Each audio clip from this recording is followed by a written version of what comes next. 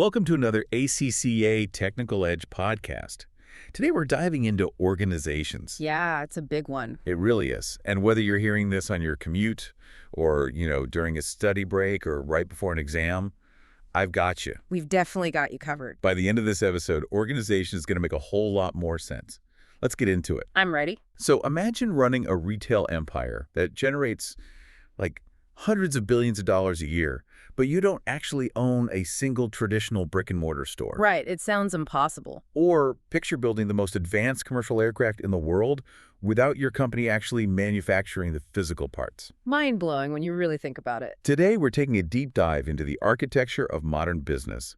We've pulled together a stack of sources for you: ACCA syllabus notes, some foundational stuff from Adam Smith, and modern corporate case studies. Because organizational theory, it forms the absolute bedrock of human commerce.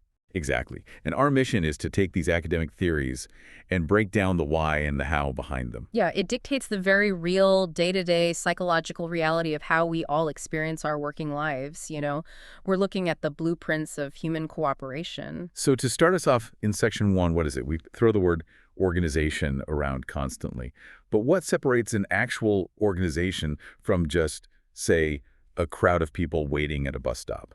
Well, the defining line is a common purpose. Okay. An organization is simply a group of people united by a shared objective, and that objective is defined by the entity they work for. So the bus stop doesn't count because... Right. The people at the bus stop all want to get on the bus, but they aren't working together to achieve a shared outcome for an entity. That makes sense. Whether you're looking at a massive multinational tech giant or a neighborhood charity putting on a bake sale, if you have people coordinating their efforts toward a formally defined goal, you've got an organization. The coordination part is what drives the whole concept, really. Why bother dealing with the friction of managing other people when you could theoretically just try to do things yourself? Yeah, why not just go it alone? It comes down to synergy, the mathematical reality that when human beings coordinate, 1 + 1 can equal 3. Exactly. By combining resources, the total output is exponentially greater than the sum of individuals working in isolation. Because, the physical and mental bandwidth of a single human being is rigidly capped. You only have 24 hours in a day. Right. The moment you synchronize your efforts with someone else, you unlock efficiencies and scales of production that are just, biologically and mathematically impossible for a sole operator to reach. Let's test that, though. Yeah. Because if I decide to open a bakery tomorrow, I'm not going to sit down with a whiteboard and draw up a complex corporate reporting matrix. No, definitely not. I'm going to hire 2 friends. We're going to turn on the ovens, and we're going to bake bread. Whoever is closest to the register will ring up the customer. Yeah, it's totally fluid. Very fluid. Can a small business just figure it out day to day without a formal structure? And for a new small business, that is actually the perfect approach. What you're describing is the entrepreneurial structure. Got me? Sole traders and startups rely heavily on it. There are no rigid job descriptions. Your baker might sweep the floors, and you, as the owner, might do the bookkeeping in the morning and frost cupcakes in the afternoon. Right, so the owner is like the hub of the wheel. Exactly. The owner acts as the central node, making every single decision about what gets done and when. It's fast, it's dynamic. If a customer drops a coffee, we don't need to call the janitorial department. Someone just grabs a mop. The trouble only begins when you become a victim of your own success. Oh. Let's say your bakery gets a massive wholesale contract to supply bread to 10 local restaurants. Oh, wow, okay. And suddenly you have to open a second location. That fluidity turns into pure chaos. Because I can't be in 2 places at once. Right. The owner becomes a catastrophic bottleneck. You physically cannot be in 2 bakeries at once, making every single decision about ordering flour and scheduling shifts. So that chaos is the tipping point. It is. It forces the entrepreneur to formalize duties, create specialized roles, and implement a distinct structure just to survive. So growth actively breaks the informal structure. Mm. You either formalize or your business collapses under its own weight. The entrepreneurial structure basically has a built-in expiration date tied to scale. Which brings us to section 2. Why does this matter? Because looking at the bigger picture, this transition from entrepreneurial chaos to formal structure isn't just a modern corporate problem, right? No, not at all. It's a historical necessity. It literally shaped human civilization. Like the ancient empires. Yeah, the mighty armies of ancient Greece and Rome were essentially massive, highly effective organizations with strict hierarchies. You can't run an empire on vibes. Exactly. And think about the Phoenician merchants sailing across oceans. They could never have managed complex maritime logistics and trade without clear lines of authority and defined operational roles. So whenever you scale an outcome, structure has to follow. Right. Whenever two or more people pursue an outcome, an organization is born. This brings us to a huge conceptual turning point, and honestly, one of my favorite historical examples from the sources, Adam Smith in the Industrial Revolution. Oh, the pin factory. Yes, in 1776, he wrote The Wealth of Nations, and to explain the formal division of labor, he used the example of a pin factory. It's the ultimate genesis story of modern organizational theory. It illustrates the sheer, staggering power of specialization. Because making a tiny metal pin seems so incredibly simple, But Smith observed that the manufacturing process actually required about 18 distinct operations. 18 steps just for one pin. Yeah. You have one person drawing out the wire, another person straightens it, a third cuts it. Right. A fourth points the end, a fifth grinds the top so it can receive the head. Making the head itself takes multiple steps. Putting the head on is a separate job.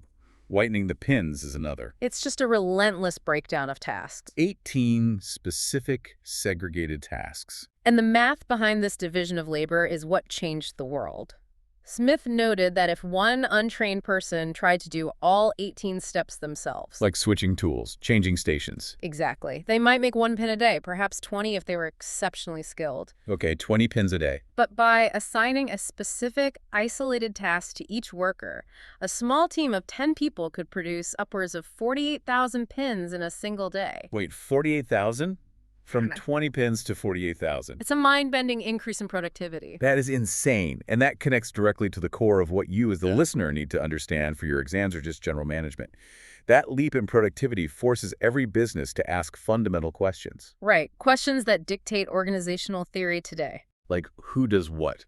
Do we specialize or do we multitask? How do we avoid wasteful duplication of effort? Answering those specific questions is how a company builds its framework. You're taking the abstract concept of division of labor and giving it a physical architecture within your business. So let's look at how companies actually draw that architecture today. That's Section 3, breaking it down. If a business outgrows the chaotic bakery phase, what's the default way they organize all these newly specialized workers? Well, the functional structure groups employees by their specific skills, like putting all the finance staff together and all the sales staff together, under clear lines of authority, usually shaped like a triangle. The classic corporate pyramid. Exactly. While this creates efficiency and economies of scale, it can also create inflexible silos where communication breaks down across different departments. Exam-critical concepts like a tall versus flat scalar chain, span of control, and centralization dictate exactly how rigid or empowering this triangle is day to day. Okay, let's unpack that a bit. Because the logic makes sense. You get deep expertise. The finance people are surrounded by other finance people, sharing knowledge. Right. But looking at our syllabus notes, we need to dig into the why behind terms like the scalar chain and span of control. So the scalar chain refers to the chain of command from the top executive down to the lowest ranking employee. Okay. If an organization is tall, it has a long scalar chain with many, many layers of middle management. If it is flat, there are very few layers between the CEO and the frontline workers. Which directly dictates the manager's span of control, right? Like how many direct reports they have. Yes, exactly. If I'm a manager in a flat organization, my span of control is going to be incredibly wide. I might have like 20 people reporting directly to me. And think about the psychological and logistical weight of that. If you have 20 direct reports, your entire calendar is consumed by performance reviews, answering questions, and putting out interpersonal fires. Sounds exhausting. You physically cannot micromanage 20 people. Therefore, a wide span of control forces decentralization. You have to empower your subordinates to make their own decisions because you just don't have the time to make them yourself. Conversely, in a tall organization with a narrow span of control, I might only manage 3 people. Right. That allows for deep centralization, where authority is hoarded at the top, and I can closely monitor every single thing my 3 employees do. Centralization provides total control and consistency, but it can be agonizingly slow. Decentralization is fast and empowers employees, but you risk inconsistent decisions being made across the company. And like you said earlier, the functional structure balances these elements, but it has that one glaring vulnerability silos. The departments become little walled kingdoms. Yeah, the marketing department gets so isolated in their vertical silo that they start selling a revolutionary new product feature without ever checking if the production department can actually build it. Communication across the triangle just breaks down entirely. So how do we fix that? Well, to fix the rigid silos of the functional model, the matrix structure adds a second layer of project-based management, meaning an employee might report to both a department head and a project manager. Oh, right. This improves flexibility, enriches jobs, and shortens communication lines, but it sacrifices the traditional rule of having just one boss. Consequently, employees might face conflicting demands, confusion over different management styles, and slower decision-making.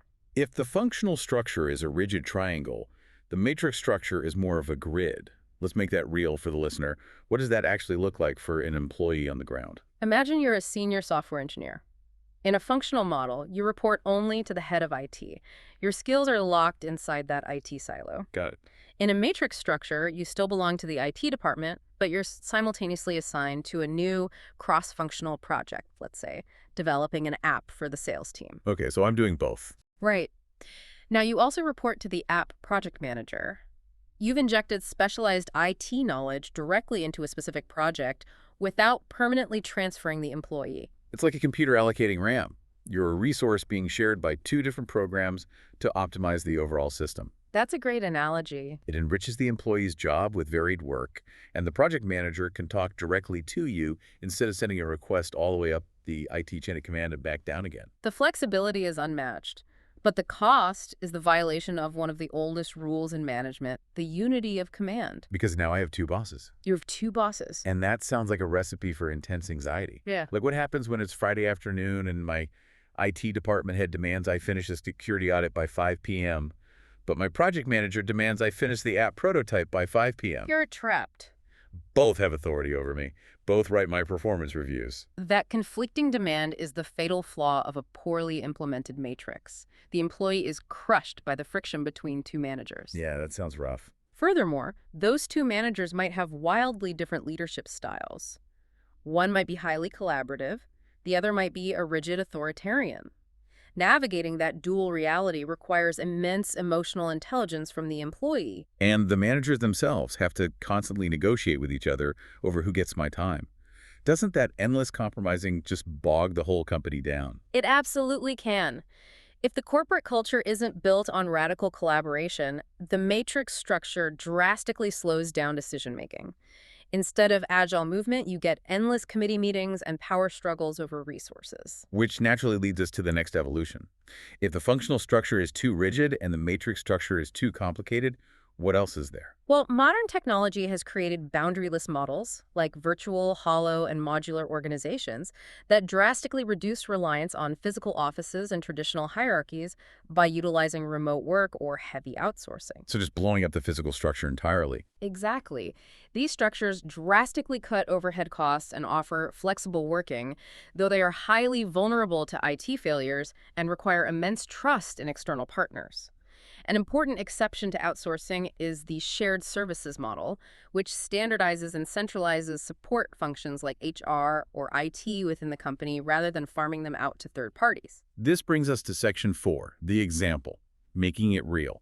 Because boundaryless models can feel a bit abstract, so let's anchor them to massive, real-world brands, starting with the virtual organization. A perfect example is Amazon. Yeah, Amazon is the ultimate pioneer here. They essentially deleted the dependency on physical retail premises and in-store customer-facing staff. The financial advantage is staggering. When you remove the boundaries of physical stores, you erase the overheads of rent, electricity, localized security, and point-of-sale staffing across thousands of locations. And you open up an incredibly flexible labor pool. Yeah. Right. Allowing employees to work from anywhere without a commute. Yes, but the sources highlight the severe vulnerabilities here too. The risk profile is entirely different. Like what? A virtual organization is existentially dependent on its IT infrastructure.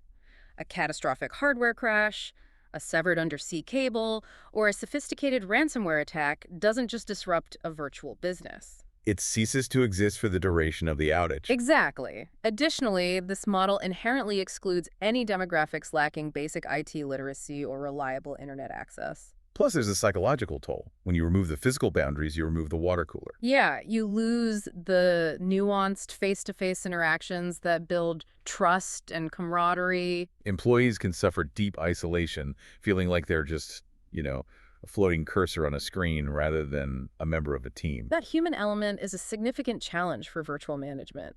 But boundaryless models take other forms too. Consider the hollow organization. I like to picture the hollow organization using a biological metaphor. It's an organization that decides to be a brain and completely outsources its muscles. I like that. It looks at its operations, identifies its absolute core competences, the things it does uniquely better than the market, keeps those in-house, and farms out the rest. And the classic example in our notes is Nike. Nike embodies the hollow organization. Their core competences are brand marketing and product design. They know how to design a shoe that athletes want to wear, and they know how to market it globally. But they don't actually own the massive factories cutting and stitching the leather together. Right. They subcontract the physical manufacturing to trusted external partners. They stay incredibly lean, acting as the centralized brain, while external muscles do the heavy lifting of production. Now compare that brain and muscle model to a modular organization, which functions quite differently. Boeing and the Dreamliner aircraft illustrate the modular setup beautifully. They really do. Historically, a massive manufacturer like an old car company would just own a dozen subsidiary companies. They'd own the company making the chassis, the company making the glass, the company making the engines. Taking on all that overhead. Yeah. But Boeing took a modular approach. Instead of owning all those supply chains, they broke the aircraft's production down into distinct modules, like the landing gear, the avionics, the fuselage, and outsourced those specific modules to different independent external suppliers. And the fundamental question is, why give up that control? Why not just own the subsidiaries and keep all the profits? Because owning the subsidiaries makes you bloated and complacent. By outsourcing the modules, Boeing forces those external suppliers to compete with each other. Right, forcing brutal market efficiencies. If they need a new landing gear module, multiple external engineering firms have to compete for the contract. Those external firms have to innovate relentlessly and cut their own costs just to win the bid. So Boeing gets the absolute best, most cost-effective module without having to manage the messy bureaucracy of a massive engineering firm. They just act as the grand integrator, snapping all the perfect modules together. It turns the free market into your own personal research and development department. Now, to pivot slightly back to how companies group their internal operations, because this is vital for exam context, you might also encounter a geographical functional structure. Oh, right. This is where a company might take a standard functional structure, but duplicate it entirely based on geography. But why would a company need a completely separate structure for the UK and another fully separate set for Germany? It comes down to distinct demographic and personal values. If the cultural landscapes and legal regulations in the UK and Germany are wildly different, a centralized marketing campaign will fail. You need local experts making local decisions. Makes sense. However, that same company might group their operations for Belgium, Luxembourg, and the Netherlands into a single Benelux division. Because the commercial differences between those specific countries are negligible enough that you can group them to save money and achieve economies of scale. Precisely the underlying logic. You balance the cost of duplication against the need for local specialization. Okay, I have one final crucial pushback based on the syllabus notes. We discussed Nike as a hollow organization, outsourcing everything except core design. Right. But the notes also detail a structure called shared services. At first glance, wait, so is a shared services organization just a fancy word for a hollow organization? You're taking a function and sending it somewhere else? What's the fundamental difference? That distinction is a classic trap, and it is vital to understand the difference. The dividing line is the boundary of the company itself. Okay. A hollow organization outsources non-core activities entirely to external third parties. The work leaves the corporate family. Shared services, on the other hand, standardizes a function and centralizes it. But crucially, it keeps the service inside the organization. Can we ground that in an example? Consider a massive global consultancy firm. Historically, their London office, Tokyo office, and New York office might each have their own internal IT support desk and their own HR department. Which is a massive duplication of effort and salary. Exactly. Instead of outsourcing IT to a completely different company, the consultancy creates one single, centralized shared services unit, perhaps providing professional training or IT support globally. Ah, I see. So if a consultant in Tokyo has a laptop issue and a consultant in New York has a software bug, they both call the exact same IT help desk. Yes. The service is provided globally by a dedicated internal unit. It radically cuts down on duplication and ensures every employee globally gets the exact same standard of service. And you maintain total control because they're still your employees, unlike the hollow structure where you're relying on an external contractor. Right. Though you must ensure that centralized service is agile enough to handle idiosyncratic local problems, or the regional offices will rebel. That makes perfect sense. Shared services stays in-house to optimize. Hollow goes out-of-house to focus on the brain. From Adam Smith's pin factory showing us why we must divide labor, to matrix structures busting silos, all the way to boundaryless networks, it's all just an evolution of the same core questions. Who does what, and how do we coordinate them most effectively? The tools and technologies change, but the fundamental challenge of organizing human effort remains exactly the same. And that's a wrap on today's episode. I hope organizations feels clearer now than it did 20 minutes ago. That's always the goal. Absolutely. If this helped you, please follow the show and leave a review on Spotify. It genuinely helps more ACCA students find us. Keep pushing. You're closer to that path than you think. Until next Wednesday, thank you for listening. Before you jump back to your studies, think about this. If we continue to shift toward virtual, hollow, and modular organizations, what happens to the concept of company loyalty? Can you truly feel loyal to an organization if you're just a remote node in a network who's never met a colleague face to face?